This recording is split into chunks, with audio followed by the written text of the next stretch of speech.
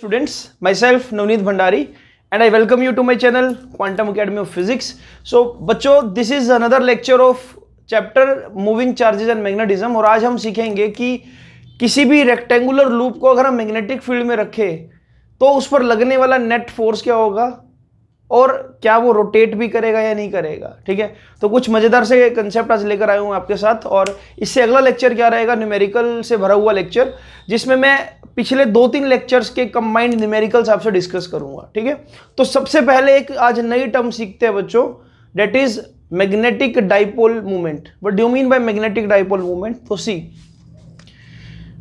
अभी इसकी डेफिनेशन आप अच्छे से सीख लो क्योंकि ये अभी नेक्स्ट चैप्टर में भी दोबारा आएगी आपके पास, तो इसलिए पहले इसकी डेफिनेशन पर जाते थोड़ा सा। What do you mean by magnetic dipole movement?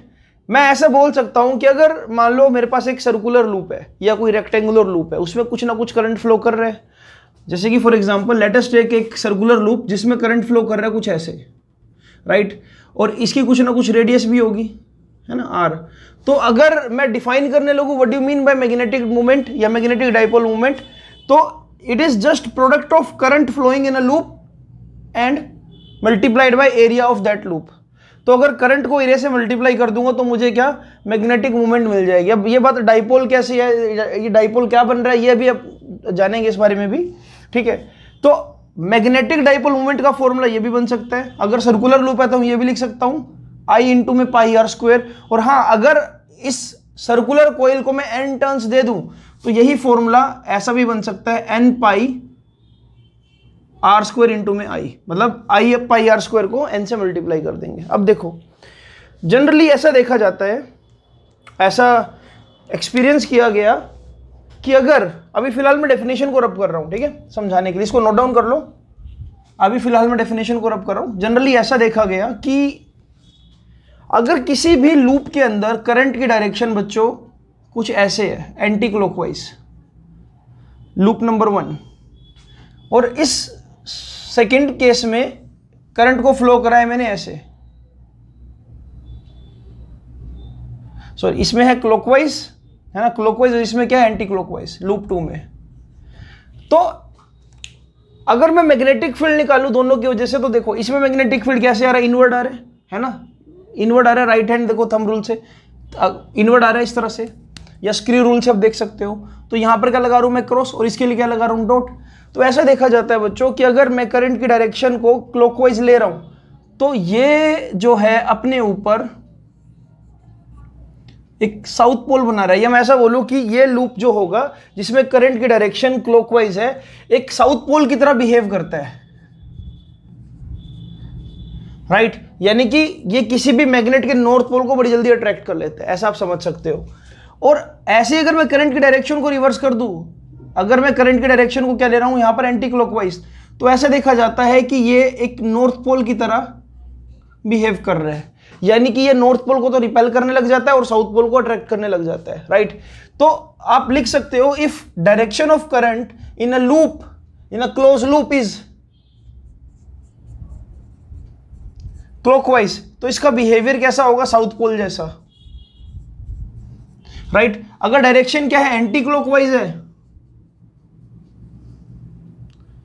तो इसका जो बिहेवियर क्या होगा वो कैसा होगा, एक नॉर्थ पोल जैसा, नॉर्थ पोल की तरह बिहेव करेगा, राइट। ये ऑब्जर्व्ड फिनोमिनाज है, ऐसा देखा गया तभी मैं बोल रहा हूं, राइट। तो यानी कि करंट फ्लो कराते ही एक मैग्नेटिक मूवमेंट, डाइपोल्स बन रहे, देखो ना, साउथ पोल भी बन रहा है और नॉर्थ पोल भी बन रहा है। तो इसलिए हम ऐसा बोला गया कि करंट को अगर मैं एक पर्टिकुलर लूप में फ्लो कराऊंगा तो वो एक डाइपोल की तरह बिहेव कर रहा है, कोई भी एक पर्टिकुलर लूप है, जैसे कि नॉर्थ पोल की तरह बिहेव कर रहा है, डायरेक्शन चेंज कर दी तो साउथ पोल की तरह बिहेव कर रहे हैं। समझ पा रहे हो? एक बार इसको as it is note down करो, ठीक है। तो आगे चलते हैं बच्चों, ठीक है। आई होप आपको ये चीज समझ आ गई होगी। मतलब जो फेस मुझे नजर आ रहा है, अगर इसमें करंट की डायरेक्शन है एंड क्लॉकवाइज, तो मैं बोलूंगा कि ये फेस जो है ना, इसमें मैग्नेटिक फील्ड अंदर की तरफ जा रहा है, यानी कि it might be what, south pole, north से साउथ की तरफ फील्ड लाइंस ट्रेवल करती है। अगर करंट की डायरेक्शन ऐसे है, कैसे वाला, एंटी क्लॉकवाइज, तो मुझे समझ आ रहा है कि मैग्नेटिक फील्ड बाहर की तरफ निकल रहा है, तो यानी कि नॉर्थ पोल से फील्ड लाइंस बाहर की तरफ निकल रही है, ठीक है। मेरे कहने का मतलब ये था सिर्फ। तो अभी एक फॉर्मूला याद रखो कि what do mean by magnetic dipole movement, तो उसका आंसर क्या होगा कि भाई it is product of current into में लूप एरिया। ठीक है, लूप साइज भी बोल देते हैं कई बुक्स में। तो अब देखो जरा, मैग्नेटिक डाइपोल मूवमेंट एक वेक्टर क्वांटिटी है बच्चों, जिसकी डायरेक्शन हम राइट हैंड थंब रूल से ही निकाल सकते हैं। जैसे कि फॉर एग्जांपल अगर मुझे इस पर्टिकुलर लूप की डायरेक्शन निकालो, जैसे मैं अभी निकाल रहा था बिल्कुल वैसे ही निकालनी है। अगर मैं बोलूं कि मैग्नेटिक डाइपोल मूवमेंट क्या होगी, तो आप बोलोगे इनवर्ड होगी इसके लिए, राइट। अच्छा, हमेशा जो डायरेक्शन होगी वो परपेंडिकुलर टू लूप होगी। अगर लूप ऐसे पड़ा है, ठीक है, या तो डाइपोल मूवमेंट ऐसे हो सकती है एन कैप, या ऐसे हो सकती है, राइट। लूप ऐसे पड़ा है तो या तो डायरेक्शन ऐसे हो सकती है एन कैप, या ऐसे हो सकती है, जैसे कि एरिया वेक्टर के केस में था, है ना। डायरेक्शन वही होगी जैसे कि एरिया वेक्टर के लिए हम लेते थे। अगर मैं बोलूं कि इसके लिए डायरेक्शन क्या, तो इसके लिए डायरेक्शन क्या, माइनस के कैप, इनवर्ड, है ना। करंट की डायरेक्शन अपनी पाम को घुमा दो वैसे, इनवर्ड डायरेक्शन। तो बोलूंगा कि भाई इसके लिए जो मैग्नेटिक मूवमेंट की डायरेक्शन है वो क्या होगी, इनवर्ड द प्लेन। तो अगर मैं वेक्टर फॉर्म में लिखना चाहूं तो मैं लिख सकता हूं M vector is equal to I A vector, साथ में क्या लगा दूंगा, N cap. This is the vector form of magnetic dipole movement, है ना, I A vector N cap, यानी कि एरिया वेक्टर की तरह ही मुझे इसको ट्रीट करना है। एरिया वेक्टर यहां पर हम लेकर चलेंगे। अच्छा, अब सुनो, अगर मैं बोलूं कि एक इस तरह से हमने एक लूप को रखा हुआ है, तो मैग्नेटिक डाइपोल मूवमेंट की डायरेक्शन क्या होगी, देखो करंट के अकॉर्डिंग घुमाओ इसको ऐसे, ठीक है, नीचे की तरफ आ रहा है, तो मैं बोलूंगा this is the direction of magnetic movement, यानी कि एम वेक्टर कहां पर है, ये है आपके पास नीचे डाउनवर्ड, यानी कि मैं बोल सकता हूं उसको माइनस जे कैप। क्लियर है। तो यानी कि हर एक लूप की, हर एक करंट कैरिंग लूप की एक मैग्नेटिक मूवमेंट होगी जिसकी डायरेक्शन क्या होगी, हमेशा परपेंडिकुलर टू द लूप होगी। क्लियर है। तो इस तरह से मैं इसको निकाल सकता हूं। अच्छा, बात करें इसकी एसआई यूनिट की, तो मैग्नेटिक मूवमेंट की जो एसआई यूनिट होगी, देखो बिल्कुल अंडरस्टूड है क्लियरली, करंट इनटू में एरिया, तो यानी कि एम्पियर मीटर स्क्वायर। तो इसकी एसआई यूनिट क्या बन गई बच्चों, एम्पियर मीटर स्क्वायर बन गई। अच्छा, डायमेंशन फॉर्मूले की बात करूं तो डायमेंशन फॉर्मूला क्या होगा, मास नहीं है कई बार भी तो m0, लेंथ है तो यस लेंथ 2 बार है, मीटर स्क्वायर L2। अच्छा, करंट को मैं डायरेक्टली लिख सकता हूं, क्या लिख सकता हूं करंट को डायरेक्टली में, A, राइट, एक ही बार है ना, एम्पियर A। तो फॉर्मूला क्या बन जाएगा, m0 L2 T0 A1, right. ऐसा लिखना चाहो तो लिख सकते हो आप, 1 लगा देता हूं यहां पर, अगर चाहो तो लिखो, ठीक है। तो this is the dimension formula. अभी बस हमको कहीं ना कहीं इसको इंट्रोड्यूस करना था कंसेप्ट के अंदर, तो इसलिए मैंने आपको एक बेसिक आइडिया दे दिया कि मैग्नेटिक मूवमेंट एक्चुअल में क्या है, ठीक है। अगले चैप्टर में भी ये आएगा तो हम मैग्नेट के लिए भी मैग्नेटिक मूवमेंट समझेंगे, ठीक है। और ये भी बताऊंगा कि एटम में जो इलेक्ट्रॉन रिवॉल्व कर रहा है वो भी एक डाइपोल बना देता है, वो भी एक डाइपोल की तरह बिहेव कर रहा है, तो वो इन फ्यूचर का काम है। अभी इस चैप्टर में ये जो है एक एज अ डेफिनेशन आपने याद रखना है, लेकिन फिर भी मैंने डायरेक्शन निकालना आपको सिखा दिया है, ठीक है। तो मैग्नेटिक मूवमेंट एक्चुअल में क्या है, प्रोडक्ट ऑफ करंट इनटू में एरिया। क्यों मैग्नेटिक मूवमेंट को मैग्नेटिक डाइपोल मूवमेंट बोल रहा हूं, क्योंकि अगर एक लूप में करंट फ्लो कर रहा है, अगर एक लूप में करंट फ्लो कर रहा है तो वो उसको या तो नॉर्थ पोल की तरह बिहेव करवा रहा है या साउथ पोल की तरह बिहेव कर रहा है। इसलिए मैं क्या बोल रहा हूं कि कोई पोल बन रहा है, मैग्नेटिक मतलब करंट फ्लो करेगा तो वो पोल की तरह बिहेव करेगा, है ना, जो लूप है। तो इसको नोट डाउन करो, आगे कंसेप्ट पर आते हैं जो इंपॉर्टेंट कंसेप्ट है। तो बच्चों जो अभी मैं टॉपिक करा रहा हूं ये सबसे इंपॉर्टेंट टॉपिक है, राइट। हमको एक्सप्रेशन निकालना है torque experience by a rectangular loop whenever it is kept in uniform magnetic field, ठीक है। चलो पहले एक बार कंडीशन को बनाते हैं। यूनिफॉर्म मैग्नेटिक फील्ड से अपना ये मतलब है कि मान लो किसी पर्टिकुलर रीजन में मैग्नेटिक फील्ड फ्लो कर रहा है अलोंग आई कैप, ऐसे, ठीक है। ये हमने मैग्नेटिक फील्ड बना दिया यूनिफॉर्म में, तो इसलिए मैं पैरेलल दिखाने की कोशिश कर रहा हूँ इसको। आई होप कि ये पैरेलल जैसा नजर आ रहा होगा आपको। डायग्राम को थोड़ा सा मैं बड़ा बनाऊंगा ताकि आपको क्या क्लैरिटी रहे, ठीक है। लो इस तरह से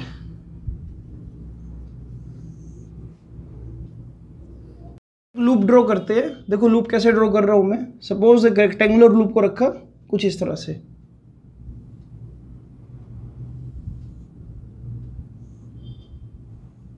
ठीक है। अब यहां पर मान लो ये पॉइंट है A, ये पॉइंट है B, ये पॉइंट है C, ये पॉइंट है D, और करंट फ्लो कर रहा है कुछ ऐसे, राइट। अच्छा, अगर इसका ये जो अगर मैं एरिया ऑफ क्रॉस सेक्शन देख रहा हूं ये थोड़ा सा टिल्ट पड़ा इस तरह से, तो यानी कि इसका डेफिनेटली मैग्नेटिक मूवमेंट क्या होगा, अंदर की तरफ होगा, लेकिन डायरेक्शन क्या होगी, कुछ ऐसे, है ना। सेंटर से मैं इस तरह से होगा, पीछे परपेंडिकुलर, मतलब थोड़ा 3D में इमेजिन करना पड़ेगा आपको। ये मान लो ये एन कैप है, और मान लो ये जो मैग्नेटिक मूवमेंट का जो एंगल बन रहा है मैग्नेटिक फील्ड के साथ, ये बन रहा है कोई अल्फा। अब एक चीज देखो, A B is a length vector, जो एंगल बना रही है थीटा यहाँ पर, सिमिलरली ये एंगल भी क्या होगा, थीटा होगा। अगर ये मतलब ये भी एंगल थीटा होगा, और यहाँ पर करंट जो फ्लो कर रहा है वो कुछ ऐसे ही, चलो मैं भी ये पार्ट बाय पार्ट बनाकर दिखाऊंगा। अब एक ऐसा रेक्टेंगल है बच्चों जहां पर ए बी और डी सी यानी कि ये और ये, इनकी जो लेंथ मैंने ली है वो ली है बी, और ये जो बी सी है, बी सी की जो वैल्यू है वो क्या है एल। क्लियर, एक रेक्टेंगल है, आमने सामने वाली साइड्स इक्वल होगी। चलो अब हम ना इसको ऐसे देखते हैं कि इस रेक्टेंगल के अंदर 4 करंट कैरिंग कंडक्टर्स है। इस रेक्टेंगल के अंदर 4 करंट कैरिंग कंडक्टर्स है। तो सबसे पहला कंडक्टर है ए बी। तो ए बी अगर एक मैग्नेटिक फील्ड के अंदर है और उसमें करंट भी है तो डेफिनेटली इस पे फोर्स लगेगा। तो देखते हैं कि फोर्स कहां पर लगेगा। देखो इस पर्टिकुलर सिनेरियो को मैं जूम करके बना रहा हूं थोड़ा सा। ये लो, ये तो आ रहा है ए बी, इस तरह से लेंथ वेक्टर है ना, ये आ गया ए बी, और मैग्नेटिक फील्ड कैसे जा रहा है, ऐसे जा रहा है, this is B vector. Angle देखना जरा क्या बन रहा है, यहां पर एंगल बन रहा है थीटा। ठीक है, एंगल बन रहा है थीटा। इसको आपने टॉप से ऑब्जर्व करना है। आप मान लो यहां पर खड़े हो इसके ऊपर, इस तरह से देखना जरा। ठीक है, ऊपर से देख रहे हो, मान लो छत से देख रहे हो ये। अच्छा, अगर ये एल वेक्टर है और ये बी वेक्टर है, अगर आप छत से देखोगे तो आपको ये नजर आएगा कि देखो लेंथ वेक्टर ऐसे क्रॉस बी वेक्टर, देखो length vector cross B vector, thumb ऊपर आ रहा है, length vector cross B vector, thumb ऊपर आ रहा है, length vector cross B vector. तो यहां से मुझे समझ आ रहा है कि अगर मैं इस पे फोर्स निकालूं F1 वेक्टर, तो वो जो आएगा वो कुछ ऐसे आएगा, अपवर्ड द, इस तरह से F1 vector will be I L B sine theta, और डायरेक्शन अपवर्ड तो जे कैप लिख देता हूं यहां पर मैं। तो यानी कि जो फोर्स की वैल्यू आई बच्चों F1 वो क्या I, I L B sine theta J cap. ठीक है, आपने वैल्यू निकाल दी तो उसको फर्स्ट इक्वेशन नाम दे दो। ठीक है, सी, इसको थोड़ा सा ऊपर ही लिख देता हूं मैं, है ना। तो अब आपने जो सबसे पहले इसमें निकाला बच्चों, वो निकाला क्या, F1। F1 का मतलब क्या है, force on A B, value क्या I, I L B sine theta J cap. L cross B करके देखा, थंब ऊपर चला गया। अब जरा इस पर आओ, बी सी आर्म के ऊपर, इसको मैं नाम दे रहा हूं F2 वेक्टर। तो फोर्स ऑन BC देखिए कैसे है, यहां तो सीधा सीधा पता लग रहा है कि लेंथ और मैग्नेटिक फील्ड में 90 डिग्री का एंगल बन रहा है। करंट आ रहा है नीचे, इस लेंथ में करंट आ रहा है नीचे, मैग्नेटिक फील्ड है सामने। तो यहां पर तो साफ क्लियर हो रहा है कहानी की, वही जो फोर्स ऑन BC आर्म है वो क्या है, I L B sine theta. Direction देखते हैं, डायरेक्शन लगाते हैं फिर देखिए। करंट नीचे की तरफ जा रहा है, मैग्नेटिक फील्ड सामने है, करंट नीचे, मैग्नेटिक फील्ड सामने, आउटवर्ड द प्लेन, करंट नीचे, मैग्नेटिक फील्ड सामने। देखो इसको ऐसे समझो, this is suppose L vector and this is B vector and this is angle theta. तो मुझे कैसे करना है, माइनस जे कैप से कहा जाना है आई कैप की तरफ। तो माइनस जे क्रॉस आई कैप, माइनस जे क्रॉस आई कैप, क्या के कैप होता है। तो यानी कि इस पे जो फोर्स लग रहा है बच्चों वो कहाँ लग रहा है, अलोंग के कैप। यानी कि इस पे जो फोर्स लग रहा होगा वो ऐसे लग रहा होगा, outward. This is your F2 vector, outward the plane, ऐसे बाहर की तरफ। चलो इसी तरह से ही हमने एक फोर्स तो ये निकाल दिया, आप एक फोर्स ये निकाल दिया, यानी कि F2 है ना, इसको F2 नाम दे देता हूं मैं। अब F3 की बात करें, देखो नीचे वाला जो है ये किस पे लगने वाला फोर्स है, CD आर्म के ऊपर। तो F3 is the force which is acting on arm CD। अब यहां पर देखो जरा, इसको भी मैं थोड़ा सा जूम करके बना रहा हूं। ये जा रहा है मैग्नेटिक फील्ड बच्चों, ऐसे देखो, ये जा रहा है मैग्नेटिक फील्ड बी वेक्टर, और ये जा रहा है करंट आई। ये मैग्नेटिक फील्ड, ये करंट आई। आपको पता है कि ये एंगल थीटा, तो ये एंगल क्या होगा, 180 माइनस थीटा होगा। ये एंगल थीटा है तो ये एंगल क्या होगा, 180 माइनस थीटा। टेल से टेल मिलाओ, देखो यहां पर करंट जा रहा है, तो यानी कि लेंथ वेक्टर की डायरेक्शन के इस तरफ, और मैग्नेटिक फील्ड है ऐसे। तो अगर आप ध्यान से देखो, ऊपर से आप ऑब्जर्व करो ना, इसको ऊपर से ऑब्जर्व करो, देखो ऊपर से ऑब्जर्व करोगे तो आपको ये नजर आएगा कि करंट जा रहा है इस तरफ और मैग्नेटिक फील्ड आ रहा है ऐसे। ये थोड़ा सा आपको विजुअलाइज करना पड़ेगा। सी, आप टॉप से देखो, यहां पर सपोज करो आप यहां पर हो, इस वक्त आपको ये नजर आ रहा है कि मैग्नेटिक फील्ड तो जा रहा है बिल्कुल सीधा आई कैप के लोग। इमेजिन करो कि आप छत पर खड़े हो, ठीक है, और छत से आपने नीचे देखा, आपको ये नजर आ रहा है कि मैग्नेटिक फील्ड जो है वो जा रहा है अलोंग एक्स एक्सिस में, बिल्कुल ऐसे। करंट जा रहा है कुछ ऐसे। अगर मैं ऊपर से अपना राइट हैंड पाम रूल लगाऊं, ठीक है, अब L vector cross B vector करूं, देखो एल वेक्टर ध्यान से मेरे पाम को देखो, L vector cross B vector, L vector cross B vector, इस तरह से L cross B, L vector cross B vector, thumb नीचे आ रहा है, तो यानी कि इस पर जो फोर्स लग रहा होगा वो डेफिनेटली कहाँ लग रहा होगा, नीचे लग रहा होगा, कहाँ पर, माइनस जे कैप। देखो कैसे करा, L vector cross B vector, ऐसे एल से जाकर बी की तरफ हो, एल क्रॉस बी। तो यहां से मैं बोल सकता हूं कि इस पर्टिकुलर रीजन में जो फोर्स लग रहा है बच्चों, वो लग रहा है F3 वेक्टर, और जो कि डायरेक्शन क्या है, डायरेक्शन क्या है, अलोंग नेगेटिव वाई एक्सिस, तो माइनस जे कैप। इसकी डायरेक्शन क्या है, के कैप, तो ये भी डायरेक्शन लिख दो यहां पर। जो F2 की डायरेक्शन है वो क्या, अलोंग के कैप है। चलो इसकी तो हमने पूरी वैल्यू लिख दिया, ऐसे चाहो तो ऐसे लिख दो लो। ये भी कहाँ पर है, F1 क्या, जे कैप में है। अच्छा ठीक है, तो आप चाहो तो लिख सकते हो बच्चों, वैल्यू लो, आप लिख दो यहाँ पर। जो F3 वेक्टर की वैल्यू आई वो जनरली क्या आई, ILB साइन थीटा। अच्छा यहाँ पर आपको लिखना चाहिए साइन 180 माइनस थीटा, क्योंकि एंगल 180 माइनस थीटा बन रहा है ना, और डायरेक्शन क्या आ रही है आपकी, नीचे की तरफ, माइनस जे कैप है ना, नीचे की तरफ वैल्यू आ रही है। ठीक है, इसके बाद अगर मैं आऊं, इसको एक बार नोट डाउन कर लो, इस डायग्राम को जल्दी से। आई होप कि आपने इसको लिख लिया होगा बच्चों। इसमें आप चाहो तो ये भी लिख सकते हो, साइन 180 माइनस थीटा भी साइन थीटा ही होता है, तो ये आप ये भी लिख सकते हो, ILB sine theta minus J cap. ठीक है, तो ये आपने F3 की वैल्यू भी लिख दी इस तरह से। अच्छा अब F4 रह गया, यानी कि देखो ये फोर्स ऑन AD, इस पर लगने वाला फोर्स निकाले, F4 यानी कि फोर्स ऑन AD। तो इस पे लगने वाला फोर्स देखो कैसे निकाल सकते हैं। अब यहां पर भी ये समझ आ रहा है कि भाई एंगल क्या बन रहा है, 90 डिग्री बन रहा है, मैग्नेटिक फील्ड अलोंग आई कैप, और करंट फ्लो कर रहा है ऊपर की तरफ, यानी कि लेंथ वेक्टर ऊपर की तरफ। तो यहां पर अगर मैं IL vector cross B vector करके देखता हूं, तो सीधा सीधा मुझे पता लग रहा है कि यहां पर ILB साइन थीटा बन जाएगा, और साइन 90 डिग्री है। सारा क्या डायरेक्शन क्या, देखो डायरेक्शन के लिए वही राइट हैंड लेंथ वेक्टर, ठीक है, मतलब सॉरी लेंथ वेक्टर और मैग्नेटिक फील्ड सामने, लेंथ वेक्टर और मैग्नेटिक फील्ड सामने।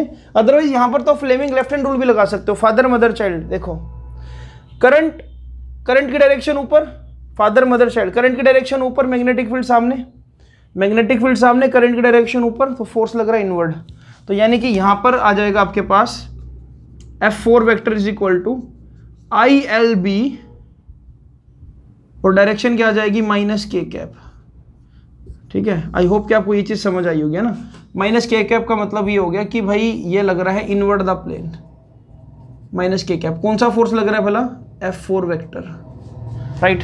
तो अब मैं सारे फोर्सेस को कंबाइन करके एक जगह लिख रहा हूं। ठीक है, हमने देखो ये फोर्स लग रहा है ऊपर की तरफ F1, ये फोर्स का लग रहा है नीचे की तरफ। अच्छा एक कॉमन सेंस, क्या ये ऊपर और नीचे वाला फोर्स एक दूसरे को कैंसिल कर रहे हैं। देखो F1 की वैल्यू क्या है, ILB sine theta J cap, और इसकी वैल्यू क्या है, F3 की value ILB sine theta minus J cap. तो ये तो क्या एक दूसरे को कैंसिल कर रहे हैं, जितना फोर्स ऊपर लग रहा है AB के ऊपर, उतना ही फोर्स DC के ऊपर नीचे लग रहा है। तो यार अभी लिखवाता हूं, इसको नोट डाउन करो, फिर सुंदर सुंदर इसको लिखता हूं मैं एक जगह पर। तो यहां से बच्चों देखो, यहां से कहानी का कंक्लूजन ये है कि F1 और F2 इनका अगर लाइन ऑफ फोर्स देखूं तो एक दूसरे के साथ कोइंसाइड कर रहा है, यानी कि ये कभी भी देखो है तो इक्वल एंड अपोजिट, लेकिन कभी रोटेशन नहीं दे सकते।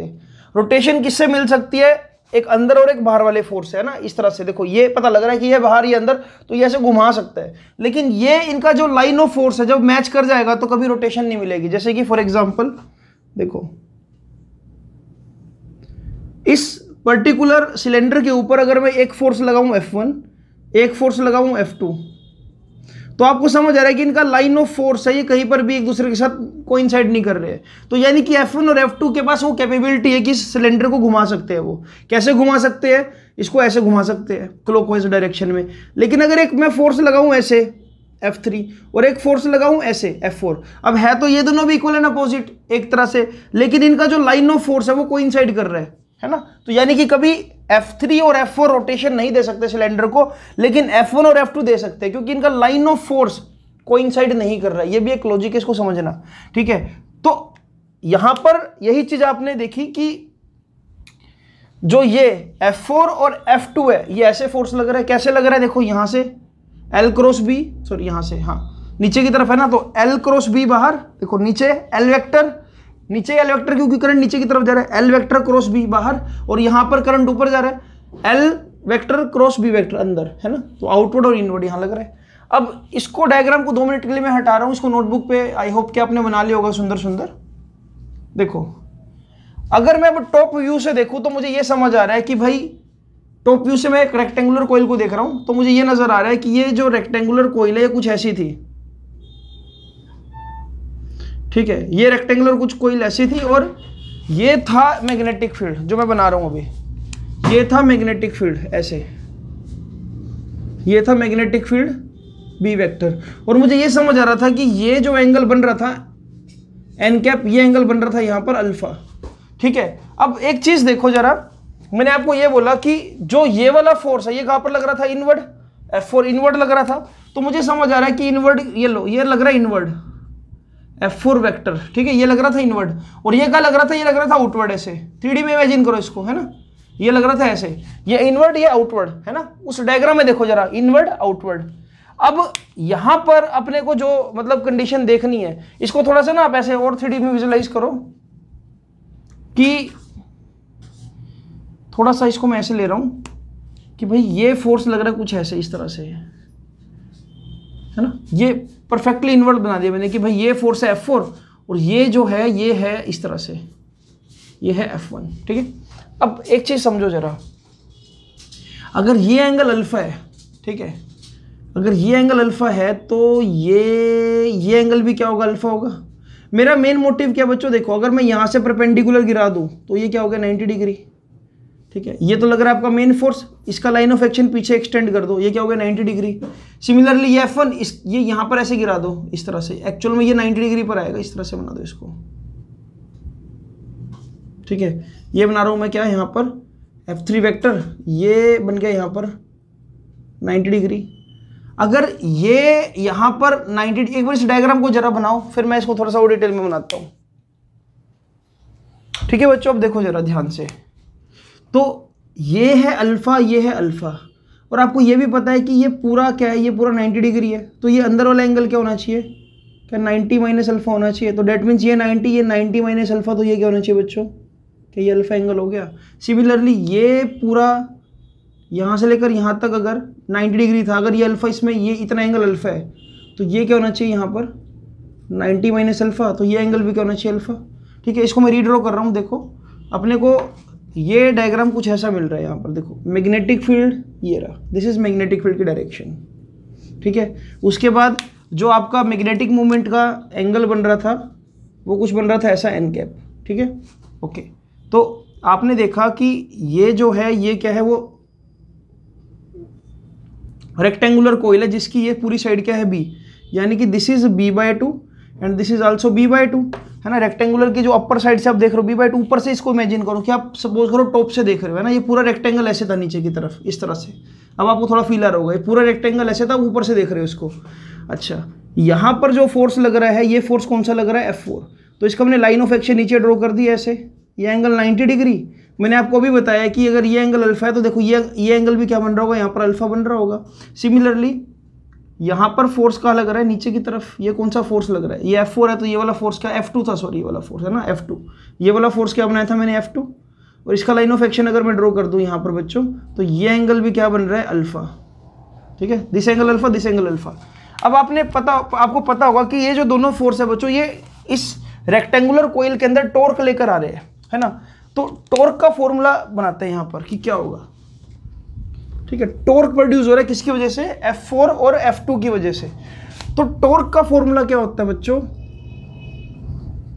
फोर्स इनटू में परपेंडिकुलर डिस्टेंस, ठीक है। जस्ट थिंक अबाउट इस फोर्स को, और परपेंडिकुलर डिस्टेंस क्या होता है अपने पास, देखो यहां से लेकर इसकी लाइन ऑफ एक्शन देखो यहां पर आ रही है, दिस इज परपेंडिकुलर डिस्टेंस, है ना। ये एक्सिस ऑफ रोटेशन से परपेंडिकुलर डिस्टेंस क्या है ये, अगर आप ध्यान से देखो तो अगर मैं इसको कैलकुलेट करने लगूं, ये परपेंडिकुलर है और ये हाइपोटेन्यूज है, तो ये आपका आना चाहिए b/2 साइन अल्फा। कैसे आना चाहिए, देखिए मान लो ये ट्रायंगल है आपका OAB, इस OAB ट्रायंगल को बनाऊं अगर मैं ऐसे, देखो ध्यान से, ये एंगल है अल्फा, ये एंगल है 90 डिग्री, मुझे इसको ऐसे बनाता हूं, चलो ये ऐसे है कुछ,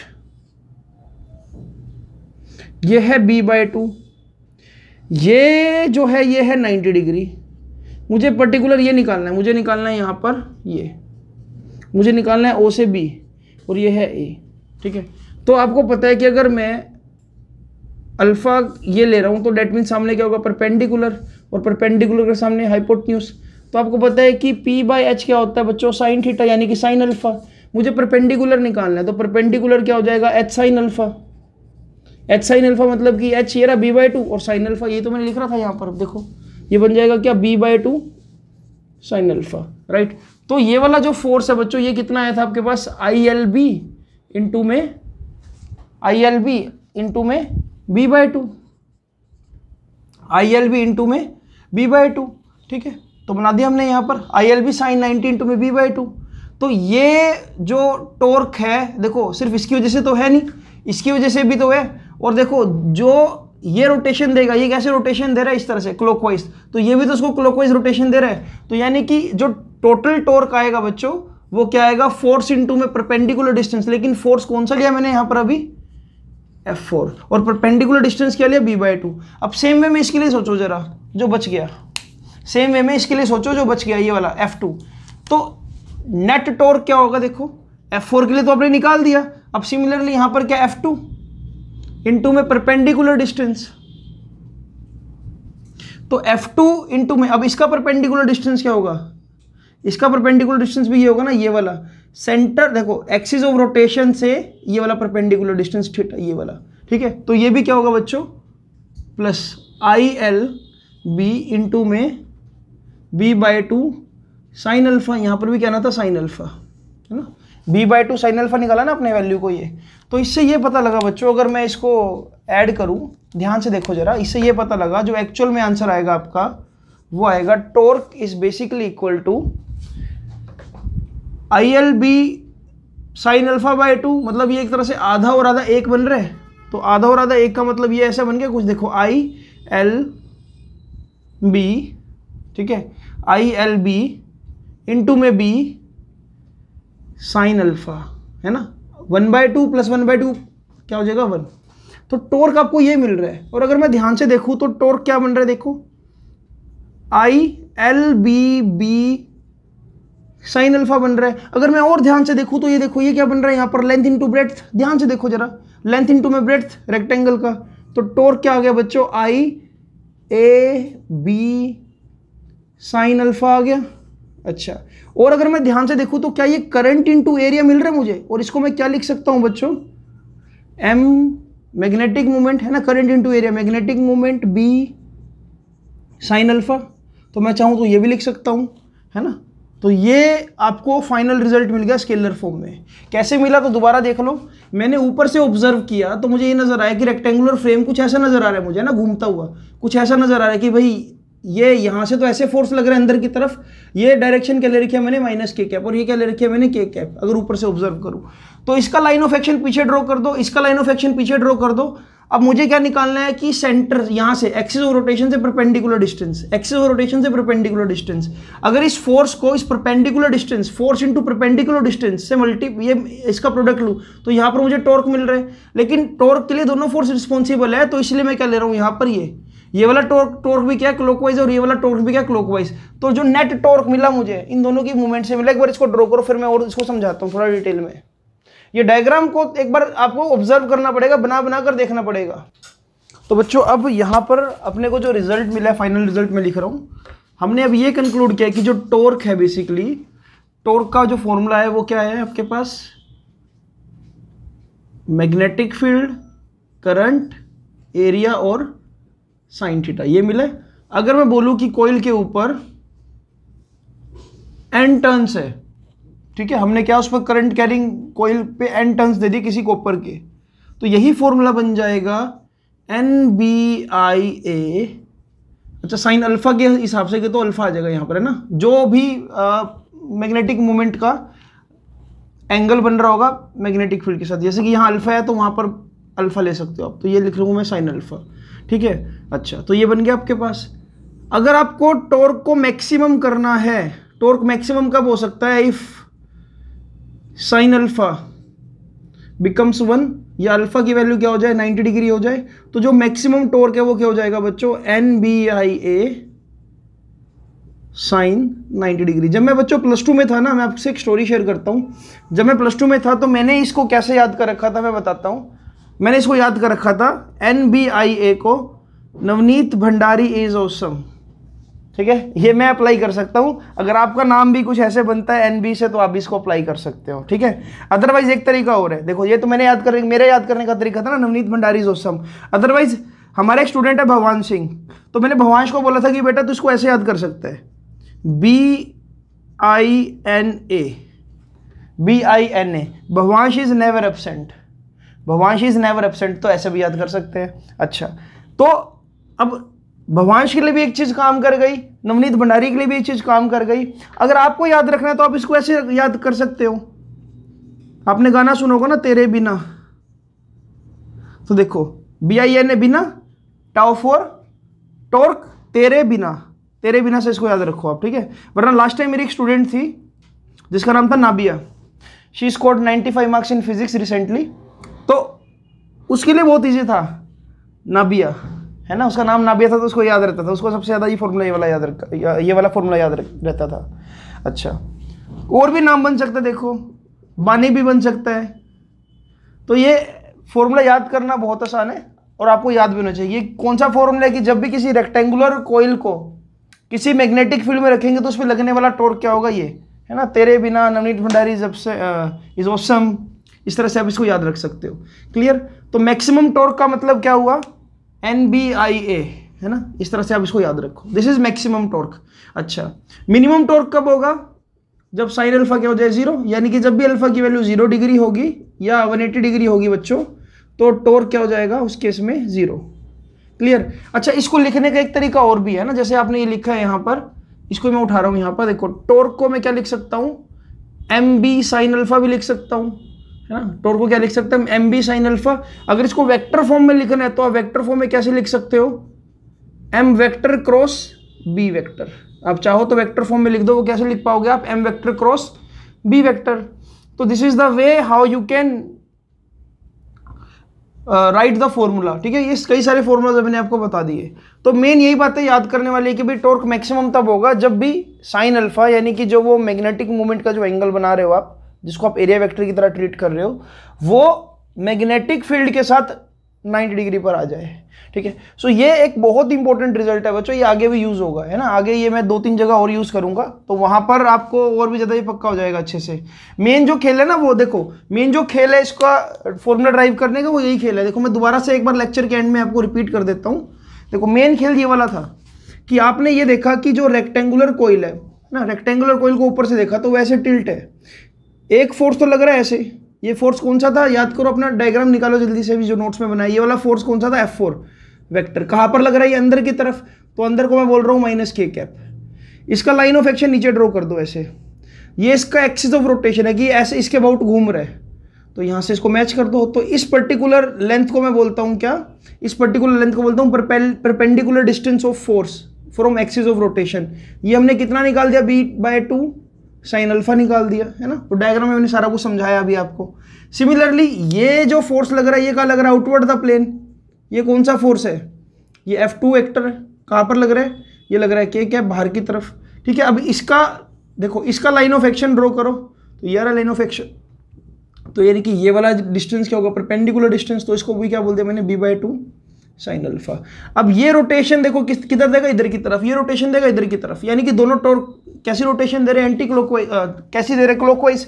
तो यानी कि जो नेट टॉर्क आएगा बच्चों, वो क्या आएगा, दिस फोर्स इनटू में perpendicular distance, this force into में परपेंडिकुलर डिस्टेंस, जिससे मैंने क्या ये फॉर्मूला ड्राइव किया है। ठीक है, तो एक दो बार प्रैक्टिस करोगे तो आपको ये कंसेप्ट समझ आ जाएगा कि किस तरह से हमने यहाँ पर, अच्छा ये एंगल भी बनाना भूल गए, ये एंगल क्या था, अल्फा।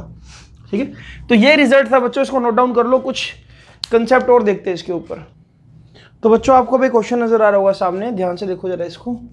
आपको नजर आ रहा है कि एक सर्कुलर कॉइल है जिसपे 20 टर्न्स है, रेडियस है उसकी 10 सेंटीमीटर, और जो करंट इस पे फ्लो कर रहा है, इसमें वो फ्लो कर रहा है 5 एम्पियर का। अगर मैं इसको यूनिफॉर्म मैग्नेटिक फील्ड में रख दूं जो कि है 0.10 टेस्ला, आपको बताना है कि इस पर टॉर्क कितना लग रहा होगा अगर magnetic field perpendicular to its plane है, second magnetic field on the plane apply कर दिया हमने, तो दोनों में फर्क है। देखो पहली कंडीशन में क्या, magnetic field perpendicular to its plane, तो ये कुछ ऐसी बात हो गई बच्चों, मान लो ये है वो कोइल, ये कोइल में कोई मान लो फ्लो कर रहा है क्या, करंट, ठीक है, तो यानी कि ये डायरेक्शन क्या होगी एन कैप की, और हमने क्या किया, इस कोइल के प्लेन के परपेंडिकुलर मैग्नेटिक फील्ड अप्लाई कर दिया कुछ ऐसे, ध्यान से देखो जरा, this is the direction of applied magnetic field perpendicular to plane, right, क्या लिखा हुआ है, परपेंडिकुलर टू प्लेन। तो यानी कि इस केस में साफ साफ समझ आ रहा है मुझे कि मैग्नेटिक फील्ड और ये एन कैप में एंगल, देखो हमने क्या पढ़ा है अभी, हमने ये पढ़ा है ना, torque is also equal to M vector cross B vector, या torque is equal to M B sine alpha. तो आपको पता लग रहा है कि अल्फा क्या 0 डिग्री बन रहा है, तो इस केस में जो फर्स्ट केस है नेट टॉर्क क्या हो जाएगा बच्चों 0, why, because alpha is 0 degree, right. Same direction में क्या मैग्नेटिक फील्ड अप्लाई कर दिया आपने, परपेंडिकुलर टू प्लेन का मतलब होता है, ये कहीं ना की पॉइंट बनाकर लिख लो, परपेंडिकुलर टू प्लेन का मतलब होता है कि उसका एरिया वेक्टर, और एरिया वेक्टर मान लो ये आपका जो एन कैप है मैग्नेटिक मूवमेंट की डायरेक्शन, इसके साथ एंगल क्या बन रहा है 0 डिग्री बन रहा है, ठीक है। अच्छा, उसके बाद अगर मैं ऑन द प्लेन अप्लाई करूं तो कंडीशन कुछ ऐसी है, देखो ये वो कोइल, सेम करंट की डायरेक्शन ऐसे, this is direction of N cap, और हमने क्या किया, on the plane magnetic field apply कर दिया। On the plane magnetic field का मतलब लो जी ऐसे रख दिया इसको इस तरह से। अब यहां से साक्षात नजर आ रहा है कि जो बी वेक्टर और जो एम वेक्टर है, बी वेक्टर और एम वेक्टर, उसके बीच में एंगल क्या बन रहा है 90 डिग्री, यानी कि इस केस में टॉर्क क्या लगेगा, टॉर्क लगेगा मैक्सिमम। अब इस मैक्सिमम टॉर्क को कैलकुलेट करते हैं, ठीक है, इस मैक्सिमम टॉर्क को कैलकुलेट करते हैं। तो देखो यही साइड में कर रहा हूं मैं, टॉर्क निकालने का फॉर्मूला क्या है, याद रखो बस एक ही मंत्र, Navneet Bhandari is awesome, clear. Maximum torque निकालना तो साइन 91, तो एन बी आई है, या तेरे बिना जो भी आप याद करना चाहो, जैसा आपने याद कर लिया है। करंट कितना है बच्चों यहां पर 5 एम्पियर, क्लियर। मैग्नेटिक फील्ड कितने हैं 0.10 टेस्ला, चलो जी बहुत बढ़िया। एरिया निकालना है, तो एरिया कैसे निकाले हम, पाई आर स्क्वायर कर दे, तो पाई इंटू में आर कितना है बच्चों यहाँ पर 10 सेंटीमीटर, तो 10 का स्क्वायर इंटू में 10⁻⁻⁴ सेंटीमीटर स्क्वायर में कन्वर्ट कर दो, ठीक है। तो यह आ जाएगा आपके पास 100 पाई इंटू 10⁻⁻⁴ मीटर स्क्वायर। तो एरिया भी हमने निकाल दिया। इसके बाद अपने को क्या चाहिए, एन, नंबर ऑफ टर्न्स कितने दे रखे हैं यहाँ पर 20, तो ये बिल्कुल ईजिली निकल जाएगा। टॉर्क इज इक्वल टू, शुरू से लिखना स्टार्ट करो, 20 इंटू मैग्नेटिक फील्ड है 10/100 इंटू एरिया कितना है, एरिया कितना है ये 100 पाई इंटू 10⁻⁻⁴। बचा क्या है इसके अंदर, करंट बचा, तो करंट क्या है मल्टीप्लाई बाय 5।